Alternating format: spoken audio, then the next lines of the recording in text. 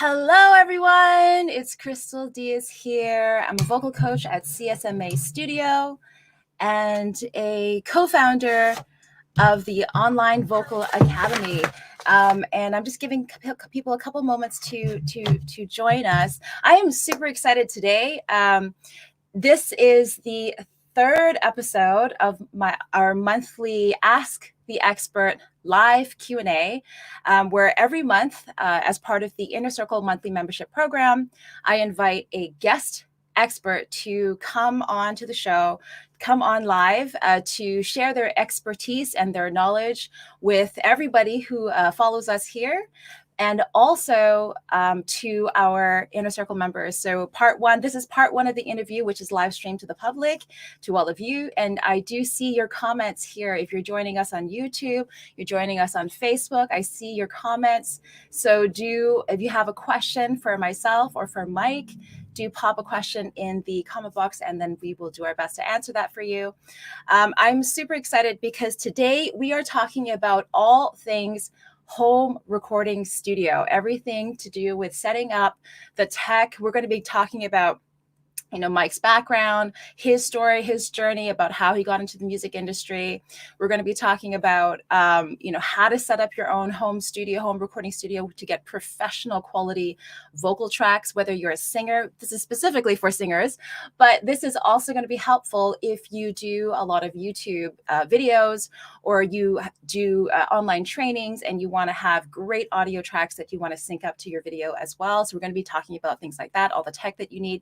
Plus, we're going to be looking specifically at how you can accomplish all of this in the comfort of your own home. This is not my home, but we could do it if it was in my home, and or in comfort of your own home, and also low budget. So you don't have to be spending a lot of money, and also you don't have to be hugely tech savvy. I am not a tech savvy person, and I could do this stuff too. So we're going to talk about that. And my guest today, I'm so thrilled to have him on the show. It's Mike Indovina. Mike Indovina is a recording, mixing, mastering engineer who has worked with hundreds of artists throughout his career. And he's worked alongside many famous artists, including Kiss and Collective Soul. And he's worked with major labels like Universal, Sony, Republic, Roadrunner, and many more. He's the author of the Amazon #1 bestseller, The Mixing Mindset, which is the step-by-step formula for creating professional rock mixes from your home studio. He also runs the MASTERYOURMIX.com, which is where he teaches aspiring studio engineers how to create pro-level recordings and mixes from home. So I'm so thrilled to have Mike join us. I'm going to bring him up now. And if you have any questions, let us know. Drop it in the chat box. And here we go. Hey, Mike. Hey, what's going on, everyone? Thank you so much for coming on. And Mike, you're joining us from Toronto. Is that right? Yeah, I live just outside of Toronto, like half hour outside, but close enough. I used to live downtown. Oh, half an hour away from Toronto. Yeah. Okay, great. And how are you doing today? How are things going for you guys over there? Doing well. Today's been a pretty easy going day, I think. Great. Are you predominantly just 100% working from home now, or these days? Yeah. I'm sure we'll get into it a little bit later, but definitely studio life has slowed down a little bit because of all of this stuff. But yeah. Yes, life for many. It's not the same life that we had before. Definitely not.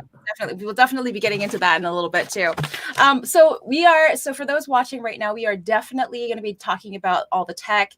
We're going to be giving you some hacks about how to set it up, how to set up your home recording studio, like where's the best place, some soundproofing tips, things like that. But to begin, I'd love to just have everybody get to know you a little bit more, Mike. And could you share with us here why you chose a career as a sound engineer? Like, what led you to that? What was your journey? Yeah, for sure. So, I guess I can give the quick little spiel of who I am and all that stuff. So, yeah, I'm Mike Indovina, and basically, I started, I guess, I don't know how long ago it was now. It was a long time. So, I feel like it was like 23 years ago or so. I started as a drummer. Actually, no, it would have been 25 years ago. Dating myself. So I started as a drummer, and when you were 5. Yeah. Well, oddly enough, I I did technically start playing drums when I was like 3 or 4, and I have like pictures of me playing drum kits back in the day. But it wasn't until I was about like 10 or so that I got into drumming kind of more seriously. Kind of just, it's a long story, but it kind of out of competition, I got into music to fight with a friend of mine. So anyway, so I got into music, and when I was in high school, I started playing in bands, and I was pretty fortunate to be in some bands that had a little bit of popularity in our local area, picked up some traction. One of my bands, we had a major distribution deal across Canada with Universal Music. And so I was doing the touring life for a number of years. And at some point along the way, I think what happened was I was just getting really frustrated with the process of writing songs more than anything. Because the way my band would work is we would all get together, we would, spend a night, we'd jam for like, I don't know, 6-7 hours or so, and we workshop a song and try all these variations of it. And like, what if we cut this shorter? What if we do this? What if you play this solo? Whatever, right? Like, so we would workshop all these parts, and then ultimately, what would happen is we would be like, cool, like we got the song, it's perfect. Let's pack it up. Let's go home now. And then we'd go home and we'd rely on our memory the next time we got together to piece it all together. And inevitably, what would happen is we would just completely forget it. So sometimes we just completely forget the song. Or maybe there was like a cool lyric or something like that, or singer forgot, or like something that I did on drums that I remember liking something, but I wasn't feeling it the next day, whatever. So I realized at some point that like we need to be recording these ideas, because we can't just keep forgetting these awesome ideas that we have and wasting time. So I was always very tech savvy. Like I was always a bit of a computer nerd. I loved like whenever we played shows, I always watched the sound guy do their thing. And so eventually it was just like, okay, cool. Well, like I'm into computers, I'm into like audio, I'm into music, and like we need to record ourselves. So I guess let me just try it. So that's kind of how it started. It was just kind of digging into it, trying to just help my own band and record my own stuff. And I just basically I kind of just like learned and practiced and built my studio as a result of like working with other local bands. Like I'd get my friend's band and be like, cool, like I'll record you guys however many songs in exchange for some certain piece of gear. And like, that's how the studio built. It was just like, trade gear for time and do it that way, because the money was going to go towards the gear anyway. So, Yeah, that's great. So you did everything kind of just learning, but while doing it, right? And I guess what's interesting is that through the years, technology has really changed very quickly. So that, in the past where you would have to go to a huge, recording studio and actually have, it properly and, created and whatnot. But now technology is that you can really accomplish a lot of great, incredible tracks in the comfort of your own home. And I guess that's the thing, is that you probably have seen that throughout your career as well. Definitely. And that was another reason why I wanted to get into it too, because my bands had always gone to studios and had worked with other people, and even like engineers in our local area that other bands really admired and had a lot of fun working with and whatever, they'd always say, oh, you got to go to this person and deal with them. And so inevitably we'd try it, we'd go to hire these people, and then we wouldn't get the sound that we wanted. Like what I realized was that going to the studio, you're kind of bound to someone else's vision for your own music. And that doesn't mean that a producer can't help you get there. And certainly a good producer should get you the results you want. But sometimes you're limited to someone else's their skill set or just their vision for something. So that was another reason for like why I wanted to get into it, because I was just frustrated with like constantly saying like, well, it just doesn't sound the way we want. Like, what can we do? Like, how can we make this better? Like, should we try this? And then sometimes I'd suggest something and it'd be like, what if we double the guitars? And it'd be like, oh, that's the sound we're going for it. Like, so I just realized like sometimes it's better to just be able to have that at least flexibility to try it out on your own first. And sometimes I still recommend people like hire a producer as well, because sometimes having that third party objective opinion is a positive thing. And even for my own bands, like my last band, we were all producers. Like there was 4 guys in our band that were all like professionals in the industry.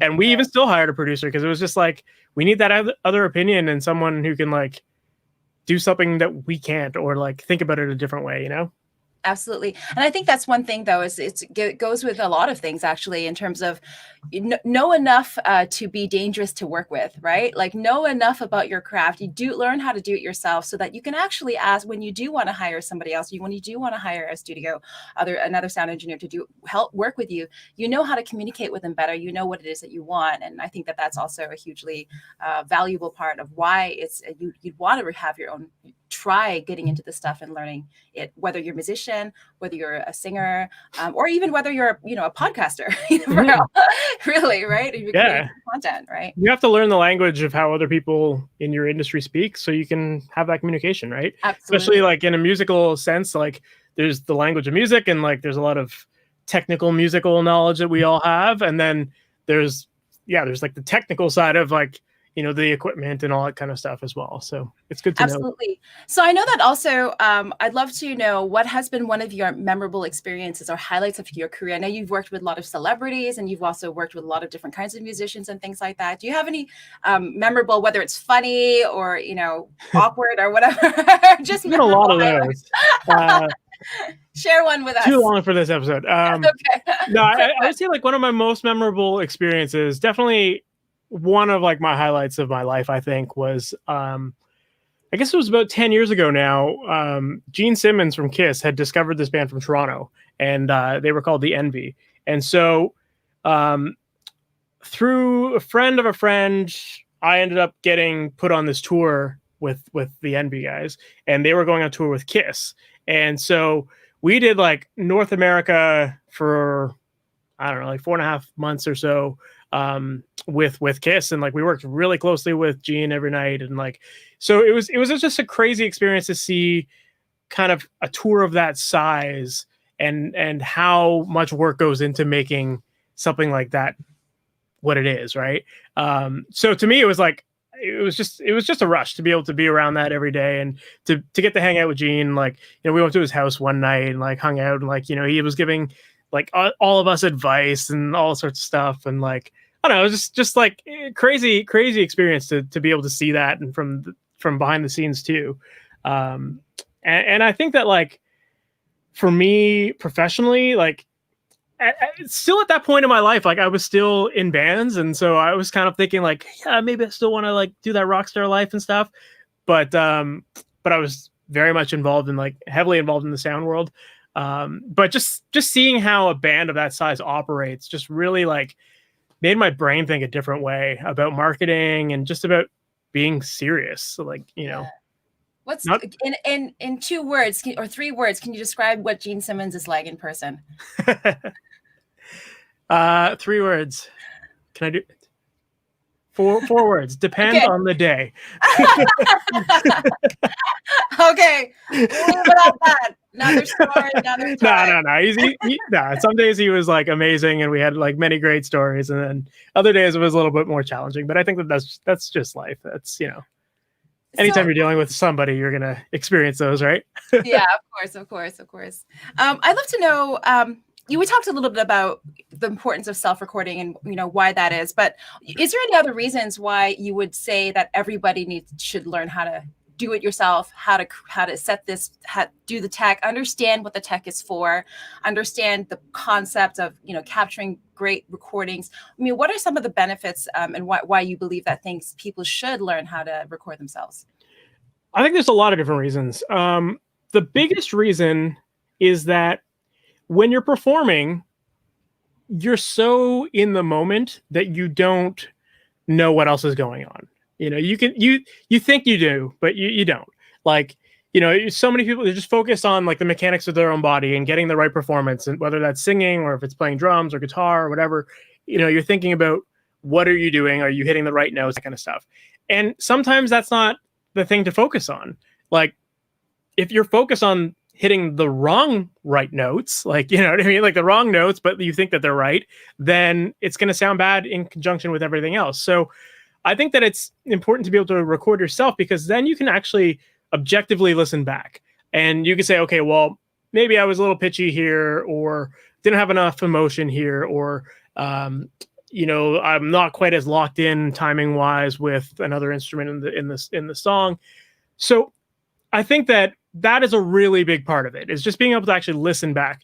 Because I can't tell you how many musicians I see in the studio that if we are on a tight time budget and we don't get to like do pre-production ahead of time, even sometimes when we do, it's like the room's so loud and like people just aren't paying attention to the little details that everyone else is doing. And that can make a really big difference when you get to the studio.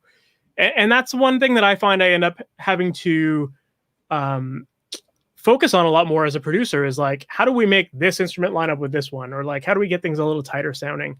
Or, you know, when a singer is trying to come up with like a harmony, like you can't do that as a singer on your own. Like you can't sing 3 parts, right? So, you know, you need to be able to like record yourself, listen back to it, try out different ideas, see what works, what doesn't work. And by having the ability to kind of rehearse all that stuff before you get to the studio, or while you're just workshopping a song in general, I think it's just instrumental in helping you get a great result.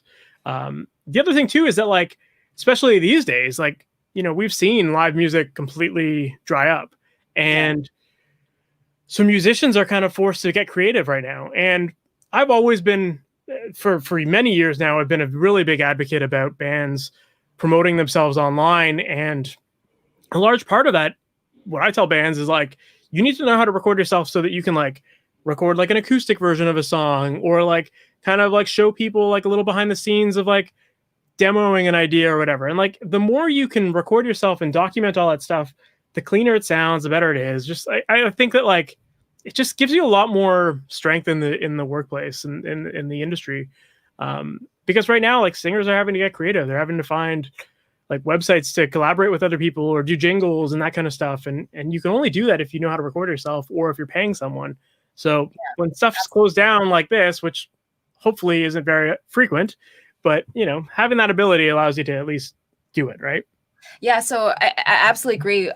You talked about the first part, which was the awareness, right? The awareness piece. All of us are, so we do things, even whether it's creating content for our YouTube channel, or it's for demos or whatnot. So many times we're not even aware of so many things that at the same time. So being able to have this ability to self-review is huge. And we definitely, that's a core concept that we teach in the Inner Circle members too. We teach them how to rehearse, and we teach them how to record themselves. And then not just that, but how to objectively review exactly how you described it. It's hugely important, because there's so many things where we don't even realize until we're sitting on like an outsider looking in on ourselves, whether it is that we're using it for, you know, we're recording ourselves for singing, obviously is what main topic, but also if you're just doing, you know, YouTube videos or, you know, online, anything online, you know, we have to learn to, you can learn so much by becoming more aware of ourselves. And then there's the added element too, like you talked about, of learning how to, using this platform as a way to pivot, specifically for singers, specifically for musicians who are super hard hit. Everybody is hard hit, but there are no shows, like you said, there are no concerts. There is Broadway. Oh my God. Like, you know, it's crazy. So, you know, this is a perfect opportunity to know, all the more reason to why you want to learn all these things. I love how you summarize that. Okay, great. So I'd love to actually get into some of the tech stuff right now, if that's okay. Sure. We're going to jump straight into that. I know that there's many people on here that are like, hey, let's get to the tech stuff, right? And well, first of all, I want to know, what are the minimum technical skills required to even go about doing this? Can anybody learn how to do this, or do you have to have a little bit of tech skills first? No, I don't think you need any prerequisites, really. You know, I think it's a matter of like getting some software, getting some basic equipment. I think you can start a recording studio for relatively cheap. And it depends on what you want to do too, right? Like, I know your audiences are singers. So let's say we're trying to just create a vocal studio. I honestly think you can do that for under $500 and build something that you can make thousands of dollars off of if you wanted, right? And like still get great quality. Really, like the most basic core of technical skills that you need is you need to know how to position a mic in front of a singer and plug it into a piece of equipment, like your interface, and set a level and hit record. Like, that's really it.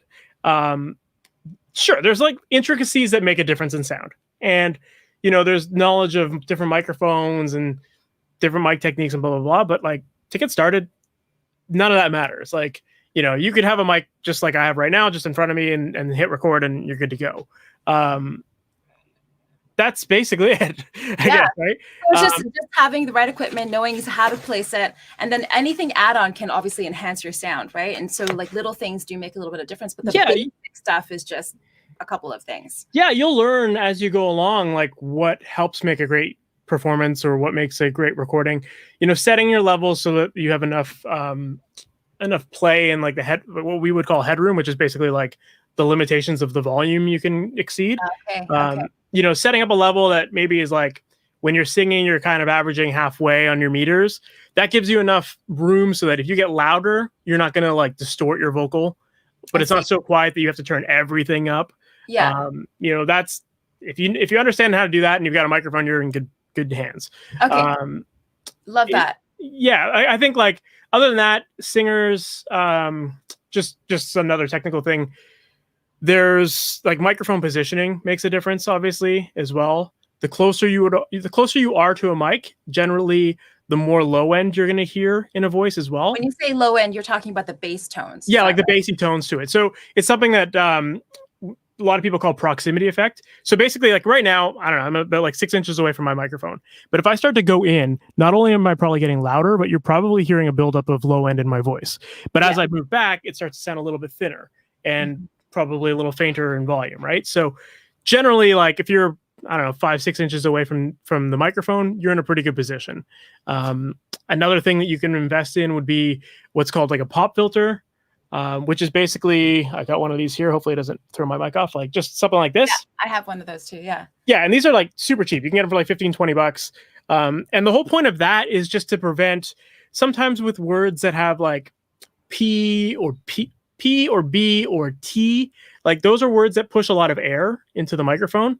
And so if you're really close to the microphone and you say those things, it can kind of cause your mic to distort a little bit. Yes. And you hear this like really loud popping sound. So those pop filters basically are appropriately named. They just reduce that harsh wind hitting the microphone. And so I would say that that's really, having one of those and having a decent microphone in front of you, you're good to go. I'd love to go a little bit more into specifics. So you talked about a decent microphone. How would one know what a decent microphone is? If you're talk to me like I'm a beginner. For sure, yeah.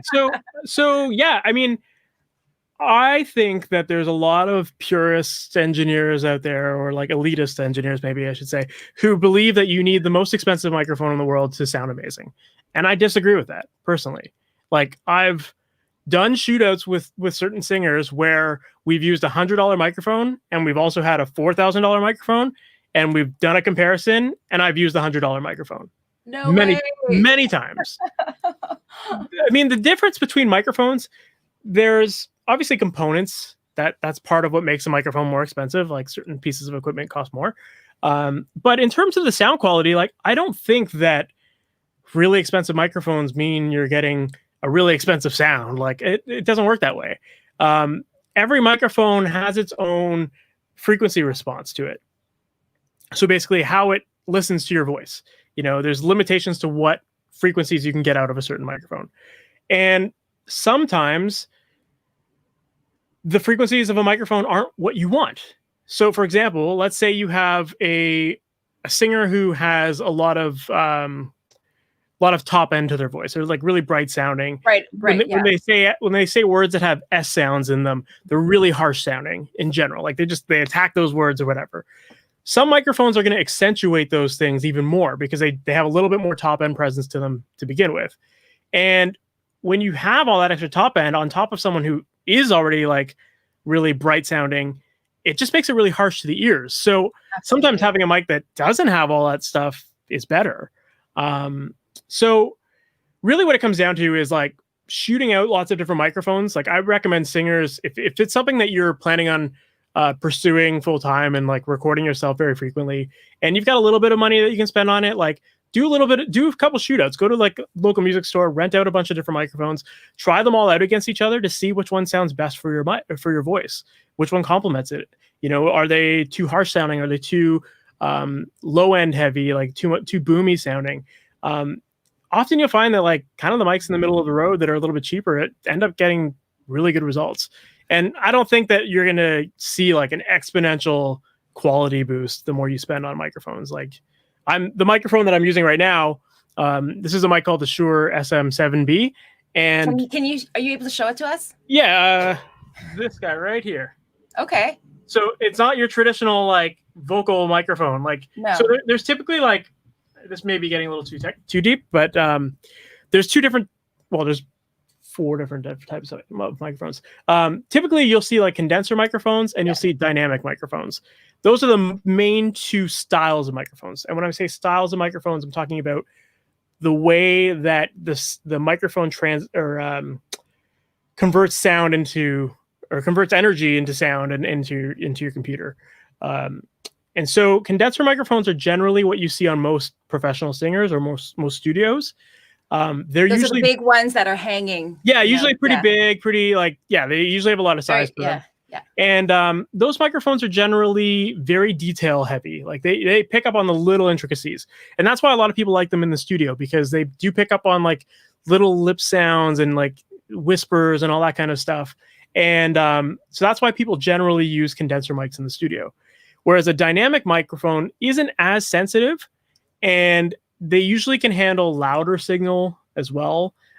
So you'll typically see a lot of dynamic microphones on stages because loud sound, you don't need all that super sensitive stuff that's just going to be like picking up in everyone's microphones. Instead, you can be you could be a lot more isolated on a voice. So like dynamic mics are usually one of these handheld kinds. Yeah, like most of the time handheld microphones are dynamic mics. The Shure SM7B, this is also a dynamic microphone as well. What's great about this microphone in particular is that it was kind of designed more for broadcast originally. And so I find that it just does a really good job of rounding out a voice. It picks up details pretty well. But it just makes voices sound full. And it was most popularized by Michael Jackson. This was his microphone of choice. You know what? If it's good enough for Michael Jackson, it's good enough for me, exactly. Right? I mean, come on, right? Exactly. That's interesting. Yeah, but that's the kind of mic that you would use for singers in your home recording studio. If you can use this. You could use a condenser microphone for sure. I just like this one. Like it's a $300 microphone, and it sounds amazing. And I use it on 90% of the singers that I record because it always works. Awesome. Love it. Yeah. And I like how you said that it kind of like a nice middle of the road, rounds and everything out. But I want to know a little bit, if say you get a microphone and you're like, oh no, I just invested, 100, 200, whatever on this microphone. I'm still hearing too much bright sounds, or I'm hearing too much dark sounds. There's still something you can do about that. Is that right? And so what is that? Is it the audio interface? Is that what you would need to plug that into? It wouldn't necessarily be the audio interface. So if you're recording, if you're just going to commit to a sound as it is, then typically when you get into like the mixing stage and you're combining all the different instruments together, you're going to see how they all work, and you're going to see which frequencies are fighting each other. You're going to make the decision on which instruments are most important at certain parts of the song. And based on that, you're going to make adjustments to the frequencies on those instruments to make everything fit well. So if you find that your voice is just sounding like, generally vocals, in my opinion, are like the most important part of a song. You need them to be heard. You don't want them to be buried. That's what people relate to, right? If it's just like buried in a mix, no one's going to know what you're talking about. So if you found that like your voice was a little too bright sounding, in the mixing stage, you could use like equalization or EQ, which is what we would typically shorten it as. You could find the frequencies that are causing that harsh quality sound and eliminate them or reduce them to make everything a little bit more balanced sounding. Okay, great. And so let's talk a little bit about the middle part. So you have the microphone. What do you plug that into in order to get that into your computer? Sure. So basically you've got your microphone, and then you've got a cable that's connected to the microphone, and then that goes into an audio interface. So most computers don't have microphone inputs, right? So they typically have their own built-in sound card or whatever, but there's not really like the professional level inputs that we would need using professional level microphones, right? So what you need is a audio interface, which is basically a fancy sound card that allows you to plug in microphones. And there's a lot of variety in interfaces. They range anywhere from like $100 to thousands of dollars. most of the time for singers who are just like doing this for fun or whatever, $100 interface, perfect. That's all you need. What's the brand? Can you give us a couple brands or Yeah, like so recommendations? a great brand would be there's the Focusrite Scarlett. That Okay, is so a very popular one. let me just Actually, you know what? I don't know if I have the ability to write in the chat. It doesn't look like I do, but how annoying.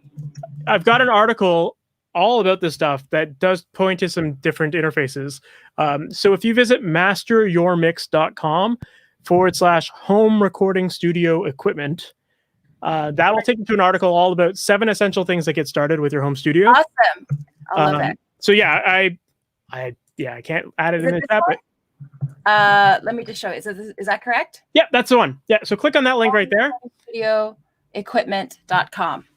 Yeah, masteryourmix.com/home recording studio equipment. Not .com afterwards. There's no .com afterwards. Let me just I read that again. Okay, yes. So you have 7 essential things that you need, right? Okay, awesome. Yeah.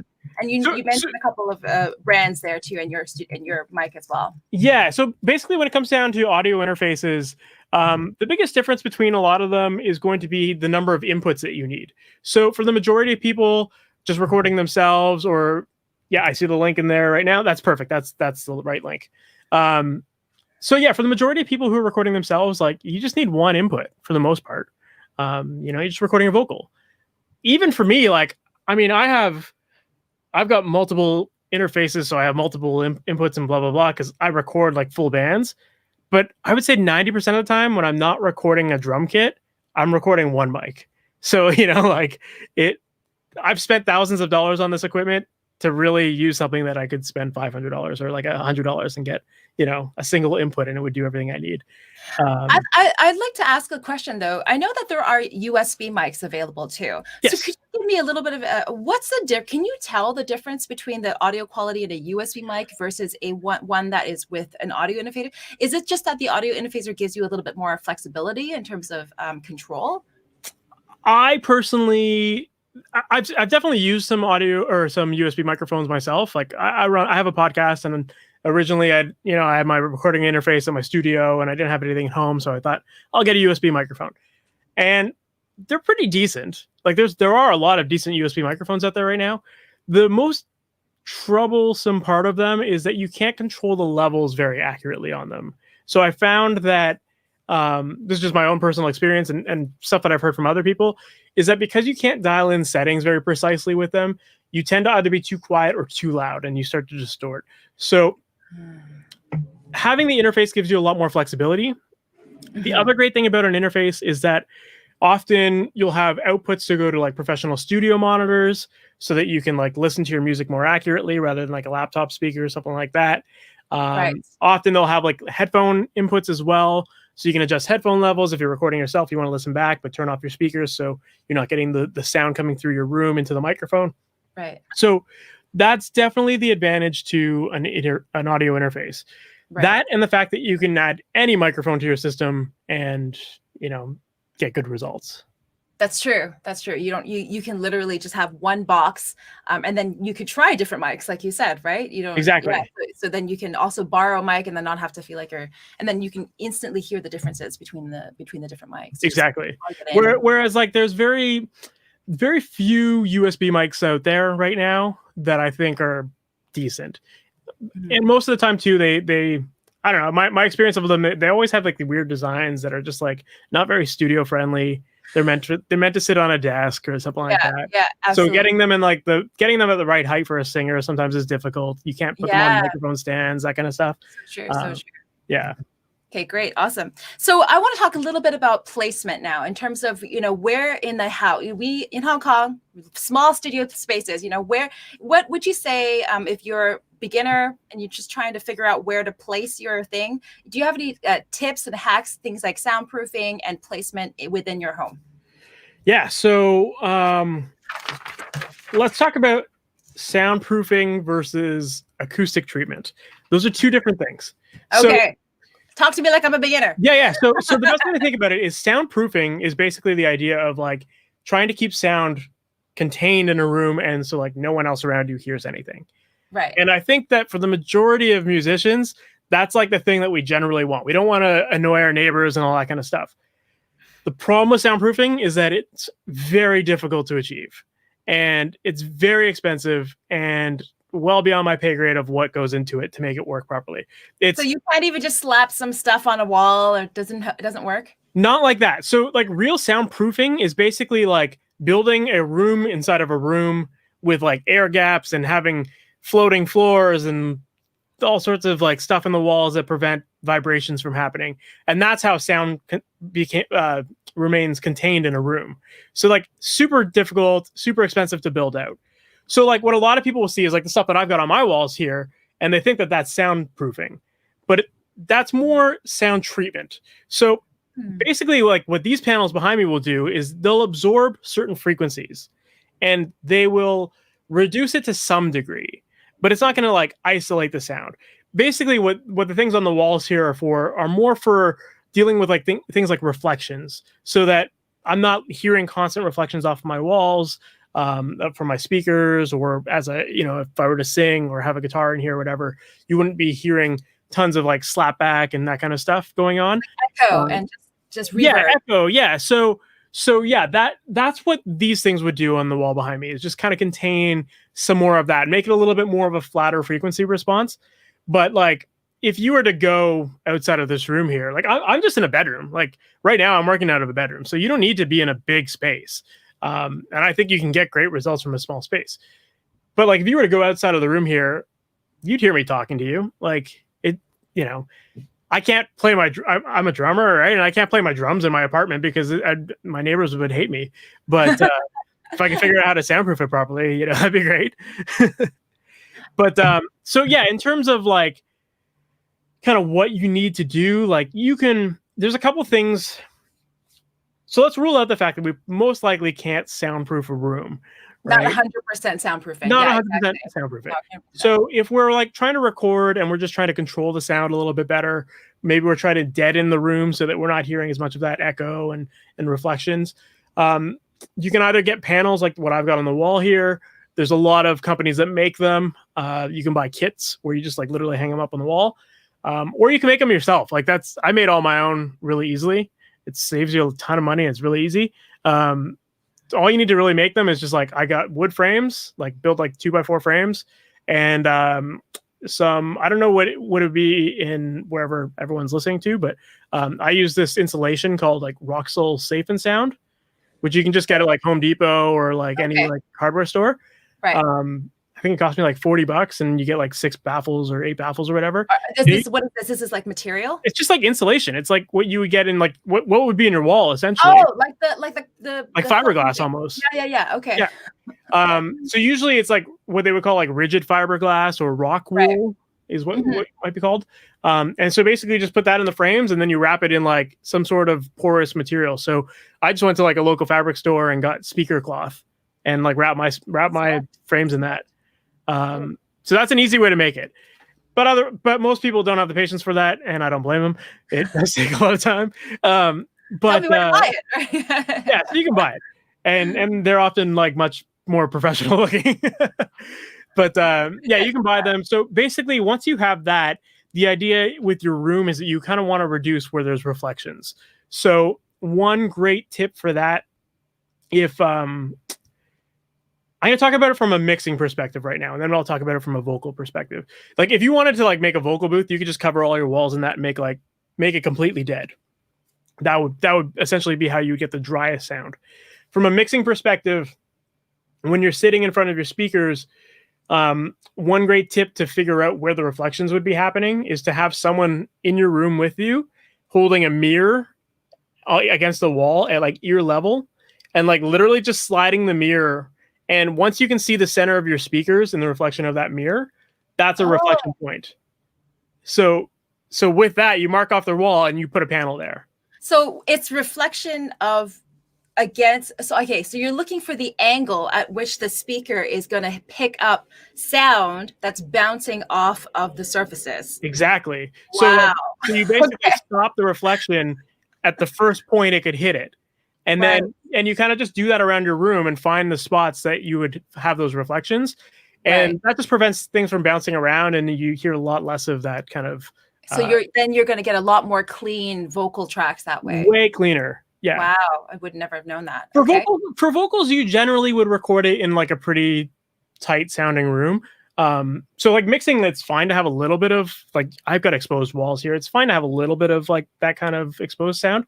But for vocals, you generally want things to be really dry sounding. So, you can line up your walls with this kind of stuff and make like a really like isolated booth, or if you really want to just do it on the cheap, like you can put a microphone in your closet. Like I've done that before. I've heard that. So I want to talk a little bit about that, because I mean, does that actually work? You just go into a closet with your clothes around you and then sing into it? Yeah. I mean, so like the amount of absorption that you have in there will determine kind of certain frequencies sometimes. So like how much clothes have you got? Right? Take them out. But you could definitely set up a microphone and put your clothing behind it, and when you sing into it, those clothes are generally going to absorb some of the sound of your voice, so they're going to prevent those reflections from happening. So I've definitely done that before. Like I remember in college, my roommate and I, we used to like get our mattresses and we'd make like a fort out of our mattresses and like put a microphone in there. Packing blankets do a really good job too, like moving blankets, because they're really heavy and you can like easily just like wrap them around you. Yeah. So in Hong Kong, we have those in the lifts, in the elevators. Whenever somebody moves in, you see these big blankets. Yeah, those are great. Those are the exact ones that you can get, and they're not that expensive, and you can just hang them up and like, yeah, I mean they're not the prettiest thing, right? But you hang them up, do your part, and take them down. Yeah, it sounds great. And so that's one thing that we could do, right? To stick ourselves in if you wanted to record some demos, set up in a closet and kind of do that. So we have some comments here that I wanted to address. So some people have been sending messages here. Oh, somebody said, Rosanna says, I've been waiting a few days for this. Good. Let us know if you have any specific questions as well. Like we're going to open it up right now.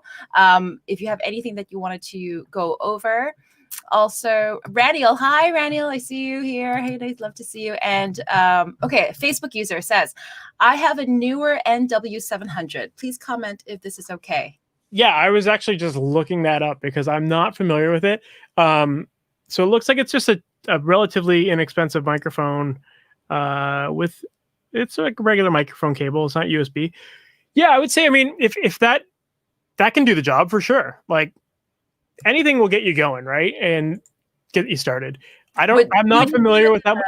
What's that? Sorry, you need an audio interfacer with that one though, right? Yeah, you would need an audio interface with that for sure. I'm not too familiar with that particular microphone at all. It's not one that I would see in a studio. Usually that brand, I think it's Newer, maybe. They tend to be a little bit cheaper. They tend to just kind of make like basic consumer products. They probably sound fine, but you can maybe get a little bit more quality getting like a little bit of a different microphone. I think I'm just looking at it on Amazon right now. It's like, yeah, like on Amazon right now, I think it's like $60. Oh, wow. $60 Canadian. Like I know that like a great microphone that is relatively inexpensive is there's a mic called the Rode NT1, RODE NT1. And that's a great microphone. That's like, it's fun. Yeah, that's it. And I've seen people like, so when I mentioned earlier that I did a shootout between like a cheap microphone versus like a really expensive one, and that was the microphone, the Rode NT1. And I think you can get it for like $150, $200. You could probably find them used for like under $100 or around that. Great. Another great tip for anyone watching this is like used audio equipment is always super cheap and is usually pretty decent quality still. So, it's a great way to save some money. Okay, someone else has mentioned here, is the Apogee Hype a good mic? Apogee Hype. So Apogee is a relatively big brand in the audio world. I don't know that microphone, so let me see. Oh, it's like their USB mic. So okay, it's USB one. Yeah, it's probably a pretty high quality microphone. Just looking at the prices and knowing that it's Apogee, it's probably pretty decent, especially for a USB mic.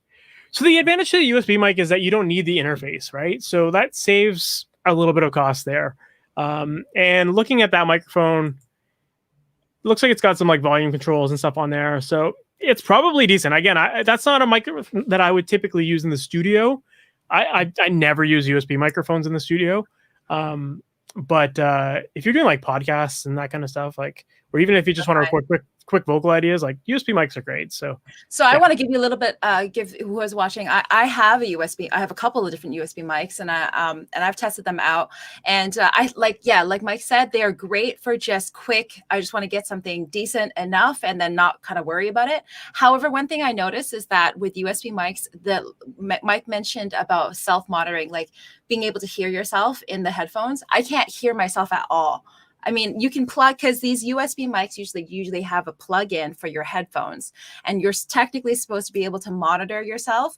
I can't hear anything when I'm in there. So I end up just taking, and it annoys me, right? So I just take it off, and then I'd love to be able to have a little bit more control of how much music I'm hearing, and then how much of my vocals I want to be able to hear within my headphones. And that would require, obviously, that a little bit more of that control part with the audio interfacer. Is that correct, Mike? Yeah, absolutely.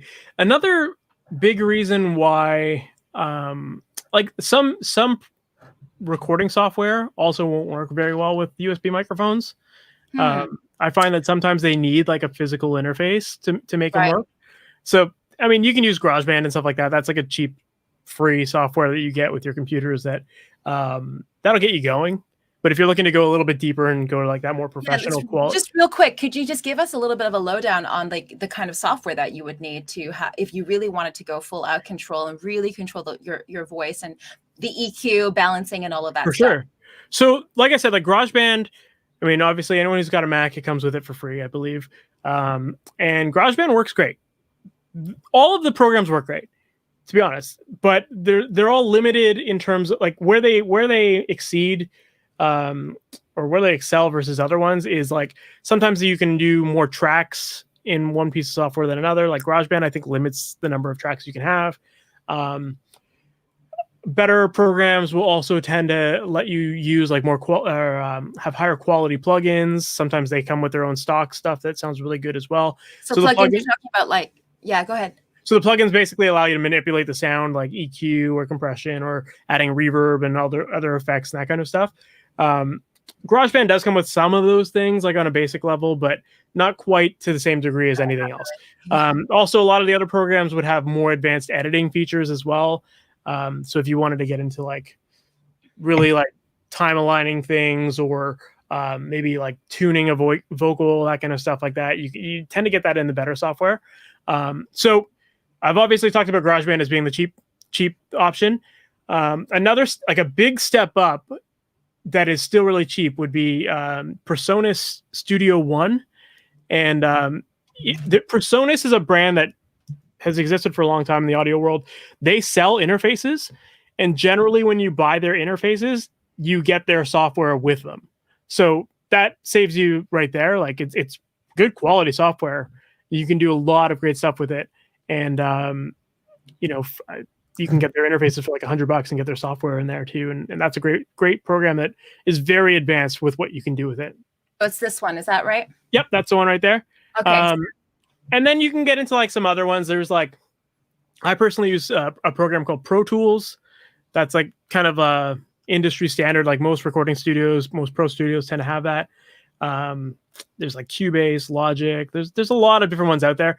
My recommendation to anyone who's doing this is like, if you're just getting started, pick a software and stick with it. Like there's no point in bouncing around between them all. Like some people will argue that like one sounds better than the other. Honestly, like I've never noticed that. And even still, like it'd be like 0.1%. And like, to me, that's not worth having to relearn like all of the different menus and different ways to use the program. I just say stick with the program and do it that. Just use that. I wanted to just real quick before we kind of wrap up here is I want to talk about auto tuning for a little bit. Sure. So I know that that's a really big thing now. Very rare that vocals will leave the studio untouched, right, in terms of its tuning. So but there's also that element of like there's over auto tuning, right? People laugh at when you can hear that that thing, you can hear it in the voice. You're like, that is not a human voice, right? You can hear that. So I'd love just your perspective on that. And should singers learn how to auto tune themselves? Like, should they even do that, or should we try to get perfect takes? So what is your thoughts on all of that? I think if you're a singer, you should sing in key. But that being said, that doesn't mean that I'm not going to auto tune you still. Yeah, like, it's true. To me, it's like the way I look at music production is that as technology evolves, so does the way we listen to music. And these days, music is super edited, super produced, super over the top, and very unnatural in a lot of ways. Like we'll add like tons of samples to drum sounds to make them sound like massive and like shotguns, and vocals we make them super super tight. We'll tune every single word and like make them perfectly in key.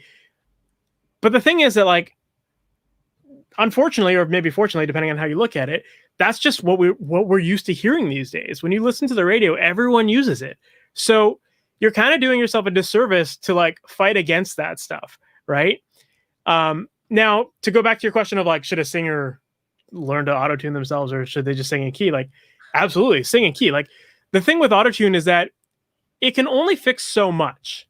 So like, if I was to just sing like completely monotone, I'm not going to be able to make my voice sound perfect afterwards. Like, sometimes when you're that far off of a note, auto-tune or Melodyne, which is another big one for vocal tuning, it doesn't know how to react to those things. It like tries to make it sound right, but it's going to freak out. It's going to give you this like robotic artificial sound. So certainly the closer you can sing in key, the better.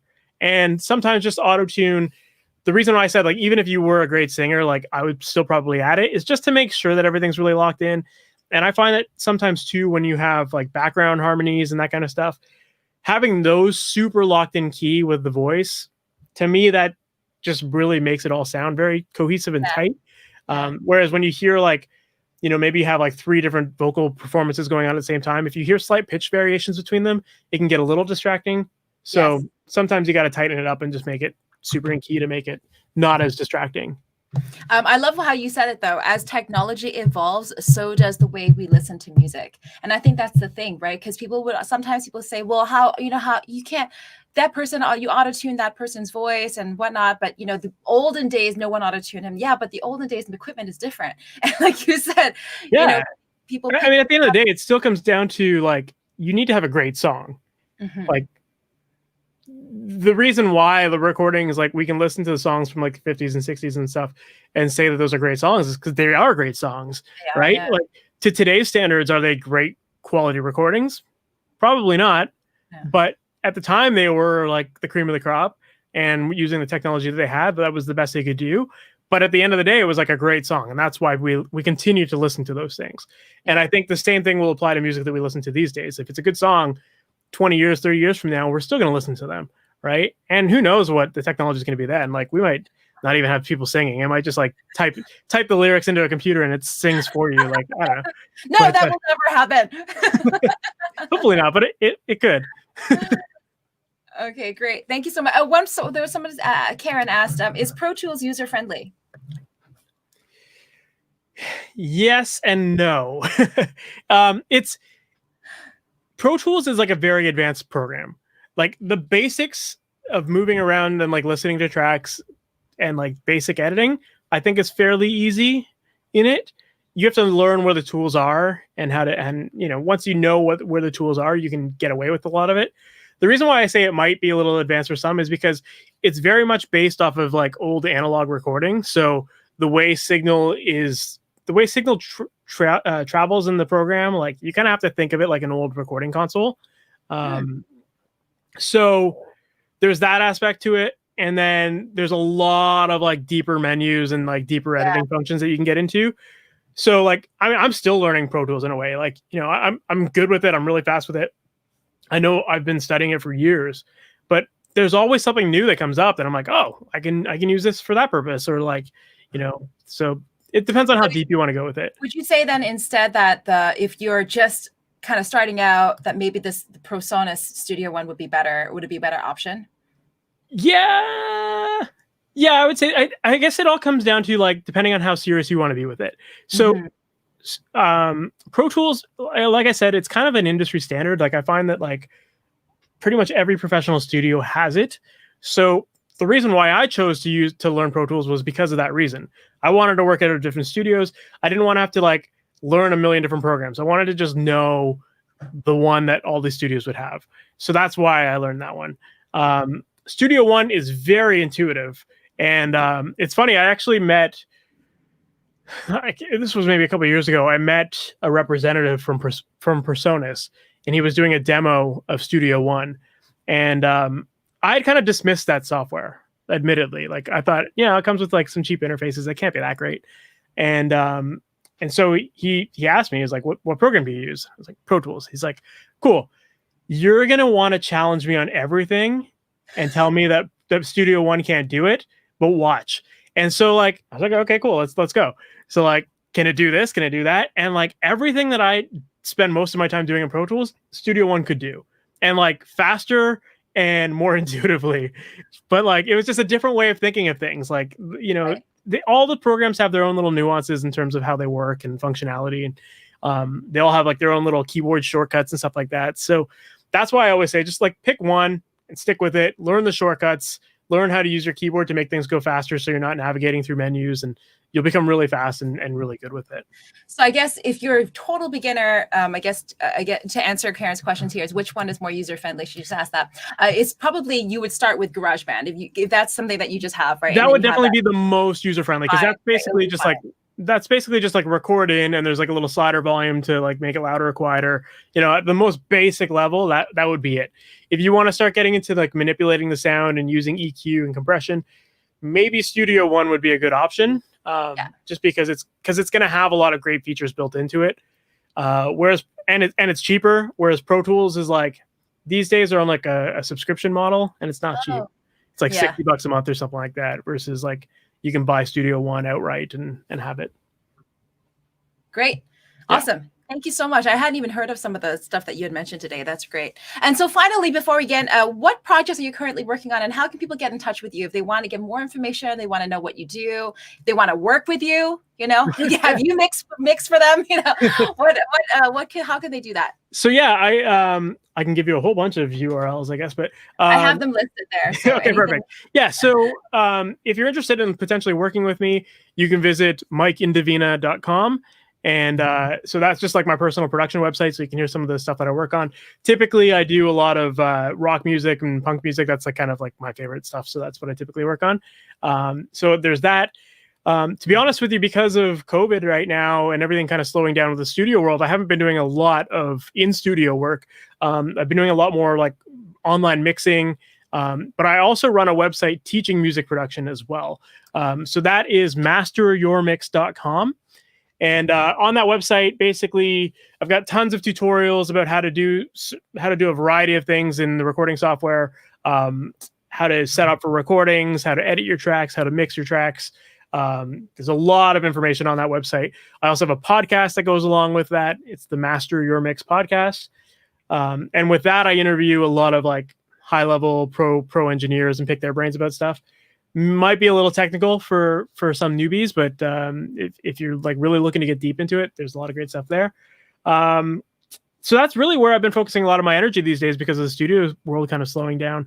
So yeah, definitely if you're interested in learning a lot more about mixing, or you want to learn about recording, definitely check out masteryourmix.com. And on there, I've also got a couple of courses and some free downloads that you guys can check out that will help you get started with mixing faster.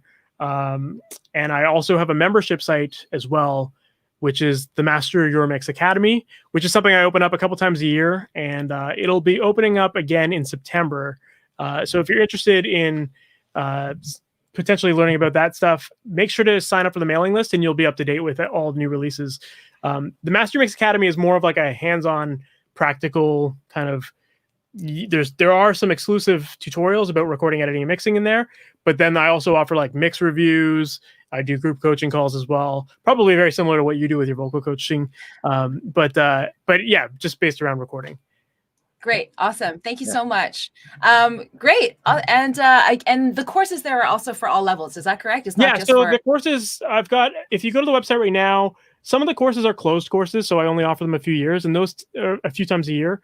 And those are more like advanced level courses.